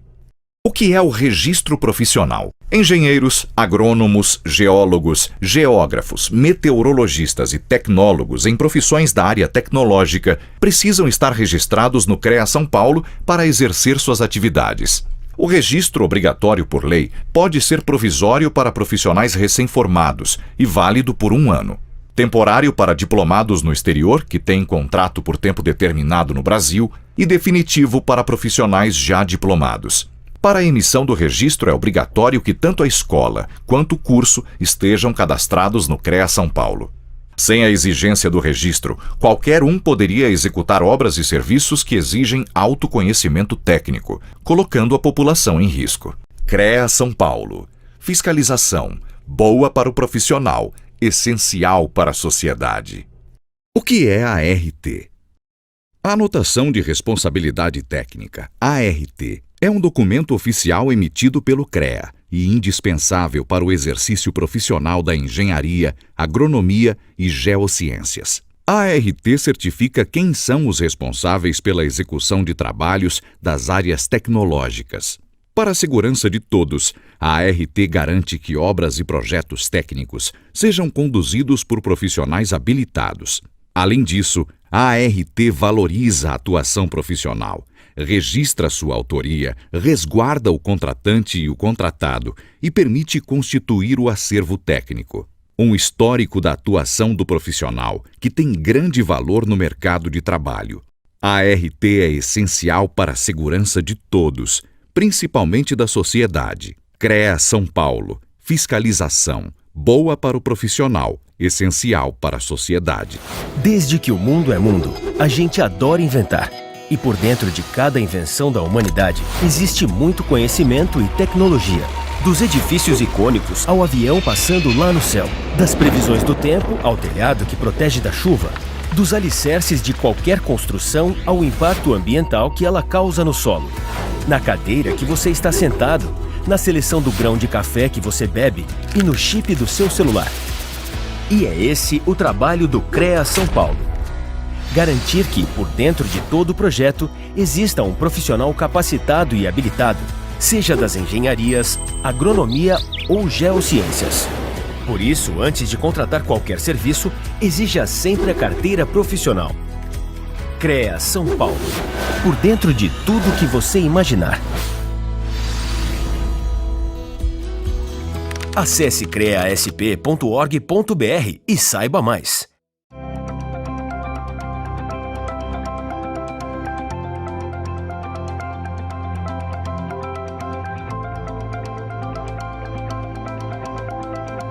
Olá, meu nome é Vinícius Marquesi, presidente do CREA São Paulo.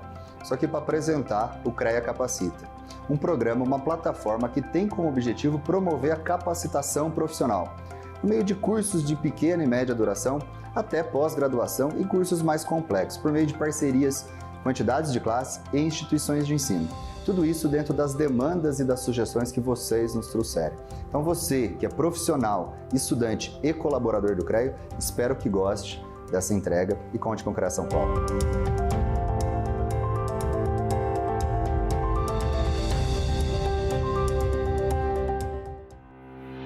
Quase toda entrevista que você já fez ou vai fazer, sempre vem aquela pergunta: como você se vê daqui a 5 anos? Pode parecer difícil responder essa questão, mas existem formas de preparar o caminho para o futuro que você quer construir. O CREA Jovem é uma iniciativa do CREA São Paulo para ajudar você, universitário e jovem profissional, a se preparar para ser um profissional do futuro. Estamos vivendo a era digital, onde a informação, a conexão e o uso de dados influenciam todas as áreas. Onde habilidades transversais, as chamadas soft skills, são tão importantes quanto a habilidade técnica. O mercado exige profissionais que tenham a mente sempre aberta para o novo, que tenham curiosidade de aprender, encontrar novas respostas e inovar sempre. Que enxergam mais possibilidades e tenham um pensamento expansivo, buscando uma visão holística e integrada com a sociedade. Mas é também um mercado que busca profissionais com empatia, capazes de ver diferentes perspectivas e trazer soluções humanizadas. Profissionais que entendam que a inclusão e a diversidade são enriquecedoras para projetos e equipes. E que tenham a coragem necessária para a constante experimentação, pois ela tem um impacto exponencial na inovação e no aprendizado. O CREA São Paulo Jovem apoia essa formação voltada para o profissional do futuro. Em parceria com entidades e renomadas instituições, o CREA Capacita oferece diversas opções, desde palestras, workshops, cursos de curta duração após graduação, gratuitos ou a preços acessíveis. Além de programas de estímulo à inovação como o CREA Lab, que conecta pessoas, organizações e startups. Então, quando perguntarem aonde você se vê daqui a 5 ou 10 anos, lembre-se, com o CREA Jovem pode estar muito mais além, criando as tendências do futuro da sua área. Saiba mais sobre o CREA Jovem nas nossas redes sociais e no nosso site www.creasp.org.br/CREA Jovem.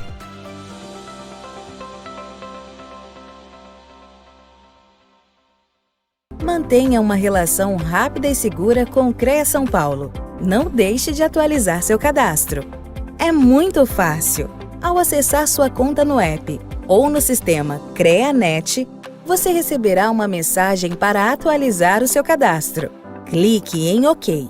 Verifique se o seu nome, número de celular e endereço estão corretos. A atualização cadastral faz parte do Programa de Conformidade do CREA São Paulo, à Lei Geral de Proteção de Dados Pessoais. As suas informações estão seguras com a gente. Logo após, escolha a melhor maneira de receber as comunicações do CREA São Paulo. Você pode autorizar o envio por e-mail ou celular e se manter atualizado sobre todas as novidades do seu conselho. Assinale a opção que preferir em cada item e pronto. Ah, não esqueça de salvar. Você também pode alterar os dados a qualquer momento, clicando em Atualização Cadastral. Não deixe de atualizar seu cadastro e receba todas as informações do CREA São Paulo de forma rápida e segura. O relatório de desigualdade econômica e de gênero do Fórum Econômico Social mostra que levaremos mais de 135 anos para o mundo chegar à paridade de gênero. Você quer esperar todo esse tempo? Nós também não. Por isso, o CREA São Paulo integrou a iniciativa Programa Mulher do Confea, que pretende promover o empoderamento e o aumento da participação das mulheres profissionais das engenharias, agronomia e geociências dentro do sistema, nas entidades e em suas profissões. Para desenvolver ações com esses objetivos no estado de São Paulo, foi criado em 2021 o Comitê Gestor do Programa Mulher, que trabalha com 5 metas principais: aproximar as jovens profissionais do conselho e das entidades de classe, trazer novas profissionais para dentro do conselho e das entidades de classe, aumentar a representatividade de mulheres conselheiras e inspetoras, aumentar o número de mulheres nos cargos de liderança do CREA São Paulo e das entidades de classe e contribuir para a equidade salarial. Tudo isso seguindo diretrizes internacionais, pois o CREA São Paulo é signatário da Agenda 2030 da ONU e seus Objetivos de Desenvolvimento Sustentável. O Comitê Gestor do Programa Mulher do CREA São Paulo tem o objetivo número 5 como grande guia: alcançar a igualdade de gênero e empoderar todas as mulheres e meninas. Vamos com a gente? CREA São Paulo, construindo o futuro para todos. Há 88 anos, o estado de São Paulo dava boas-vindas ao Conselho Regional de Engenharia e Agronomia. Uma das maiores e mais representativas entidades de classe do país, o CREA São Paulo acompanha e colabora com o crescimento do maior estado brasileiro, hoje com 46 milhões de habitantes. São engenheiros, agrônomos, geocientistas e tecnólogos que trabalham para garantir as transformações urbanas necessárias para que São Paulo continue sendo um lugar de acolhimento e de oportunidades. Mas a história do CREA São Paulo vai muito além de prédios, estradas, fábricas e lavouras. É sobre gente. Trabalhamos por oferecer mais segurança, mais conforto, mais trabalho e para valorizar os nossos profissionais. O CREA, para mim, é bem dizer a minha vida. Eu comecei a trabalhar no CREA com 14 anos de idade. Não foi o primeiro emprego, porque a minha família é bastante humilde. Desde criança eu tinha essa curiosidade, né? Queria desmontar, tirar a pilha, entender o que tinha por trás ali daquele circuito, por que o LED acendia. E aí, conforme o tempo foi passando, eu descobri que eu poderia estudar isso e exercer essa profissão. O CREA é o meu conselho, então é a minha casa. Eu sempre trabalhei na profissão e a gente sempre tem que provar que a gente é capaz. Então chegar aqui, para mim, é mais um desafio e mais uma prova de que a mulher é capaz. Né? Não a Lígia, mas a mulher, todas as mulheres são capazes. A palavra CREA hoje, para mim, ela remete à palavra proteção. Então, eu hoje tenho essa visão de que o CREA ele é necessário não só para a função legal, que é regular o exercício profissional das atividades ligadas à engenharia, agronomia, geociências, mas também hoje eu vejo como uma proteção para a sociedade. Eu ganhei um certificado de honra ao mérito, emitido pelo CREA São Paulo, e é o prêmio por eu ter me destacado como aluno que ficou em primeiro lugar da turma. E foi uma alegria ímpar, assim. Ao longo de 5 anos a gente se esforça muito, né? Para não desistir, para perseverar, embora haja dificuldades, né? Uma das dificuldades era justamente chegar na faculdade. Eu sou aluno bolsista também, então foi um grande desafio, mas que trouxe uma grande vitória aí. Eu acredito que eu encerrei com chaves de ouro. Foi uma grata surpresa no dia da cerimônia de colação do grau, eu recebi de um representante do CREA o certificado de honra ao mérito. Eu fui admitido como auxiliar de serviço e com 6 meses eu passei para auxiliar de escritório. E passou mais algum tempinho assim curto também, por volta de menos de um ano, aí, eu não sei precisar exatamente, passaram para escriturário. E eu comecei a gostar demais do CREA, e gosto do CREA até hoje, pelo amor de Deus, eu adoro essa palavra CREA, sabe? Olhar, né, para aquela carteirinha do CREA e saber que um dia eu ia ter essa carteirinha na minha carteira, para mim era um sonho. Eu nunca tinha me atido que quando eu ia numa festa, num show, precisava ali da engenharia em vários pontos e precisava que o CREA fiscalizasse as atividades de engenharia. Eu nunca olhei um desfile de carnaval da mesma maneira que eu olhei depois que eu entrei no CREA, que eu vi que precisaria, num desfile de carnaval, a presença de um profissional habilitado naqueles carros alegóricos que são verdadeiras obras de engenharia. São 350 mil profissionais e 95 mil empresas registradas no Conselho. Então, quando eu me vi presidente do CREA, né, é uma passagem que a gente tem por aqui, mas é uma responsabilidade muito grande e, para mim, como engenheira que sempre quis ser engenheira, é uma sensação de gratidão muito grande. O meu maior legado como engenheiro, eu pretendo que seja otimizações da sociedade em todos os âmbitos que eu possa atuar, desde cidades inteligentes, digitalizações, pessoas que não têm ainda energia elétrica no Brasil que possam ter energia elétrica, pessoas que não têm acesso à internet que possam ter, para que a gente possa ter uma sociedade mais igualitária. O legado que ele deixa para essa nova turma que vem, para esses novos profissionais que hoje estão nos bancos da universidade, é que ele pode contar com o CREA São Paulo para outras funções além dessas legalmente estabelecidas. Foi uma grande honra não só ter recebido o prêmio, mas finalmente ter concluído a graduação, e eu não quero parar por aqui. Eu acho que o maior conselho que eu daria para alguém é não pare. Então o CREA para mim, o que significa o CREA para mim? Significa minha vida. CREA São Paulo, 88 anos, ajudando pessoas a construir histórias. Bem, acredito que acabou já a parte dos vídeos institucionais e em nome da Alesp eu agradeço a presença de todos e dou como encerrada a nossa reunião aí, nossa palestra. Muito obrigado a todos.